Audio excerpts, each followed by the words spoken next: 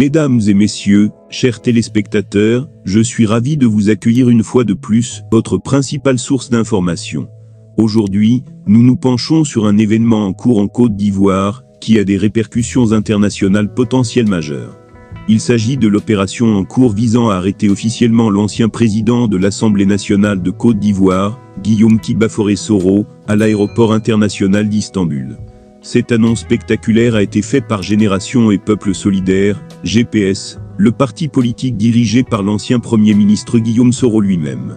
Selon un communiqué de presse émis par le GPS, une équipe de policiers ivoiriens, sous la direction du procureur général près de la cour d'appel d'Abidjan, Madame Naïe Henriette, se trouve actuellement en Turquie. Leur mission est claire, arrêter Guillaume Soro et organiser son extradition vers la Côte d'Ivoire.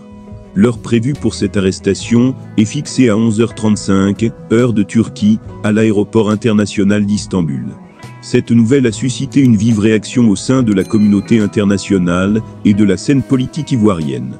Le GPS condamne fermement cette opération, la qualifiant d'illégale et arbitraire, et dénonçant une violation flagrante du droit international et des droits de l'homme.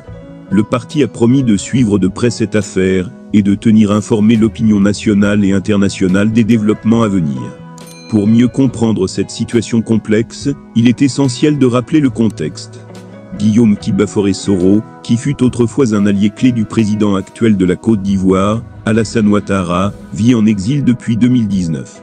Sa relation avec le pouvoir ivoirien s'est détériorée, et en juin 2021, il a été condamné par la justice ivoirienne à la réclusion à perpétuité pour atteinte à la sécurité de l'État.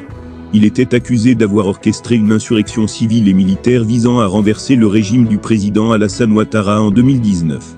De plus, en avril 2020, Guillaume Soro avait déjà été condamné à une peine de 20 ans de prison pour des chefs d'accusation liés au recel et au détournement de deniers publics. Cette condamnation avait entraîné l'invalidation de sa candidature à l'élection présidentielle de 2020, suscitant des tensions politiques en Côte d'Ivoire. Face à ces antécédents, l'arrestation de Guillaume Soro en Turquie soulève de nombreuses questions et inquiétudes quant à la légalité de la procédure, à la coopération internationale impliquée et à l'impact potentiel sur la stabilité politique en Côte d'Ivoire. L'évolution de cette situation demeure incertaine et il est essentiel de suivre de près les développements à venir. Nous nous engageons à vous tenir informés au fur et à mesure que de nouvelles informations émergeront.